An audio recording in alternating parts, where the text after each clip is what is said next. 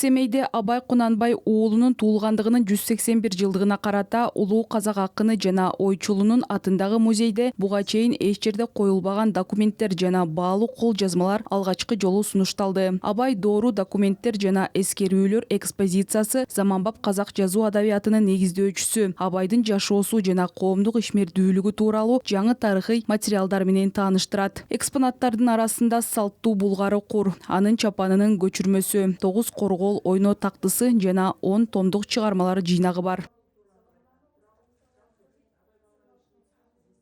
Абай заманында Абайдын көзү көрген Абай тууралуу. Ошондой эле биз Абайдын досу жана шакирти, акынды жеке таанып, анын заманында жашаган таланттуу Көкбай Жантай уулунун эскерүүлөрүн да сунуштадык. Абайдын уулу Тарагулдун атасы жөнүндө эскерүүлөрүн, Архам Кокитай уулунун Абайдын өмүрү тууралуу эмгектерин, ошондой эле Ахат Шакарим уулу менен Ниязбек Алдажаровдун иштерин даярдадык. Алгачкы рет сунулуп коюлуп отур. Майрамдык иш-чаралар Павлодар шаарында да уланды. Анда Абайдын чыгармачылыгын жайылтууга арналган адабий эстафета башталды. Жаштар насаат сөздөрүн өздөрүнүн чечмелөөсүн жана маанисин тартуулап, улуу акындын бай адабий жана философиялык мурасы менен таанышышты.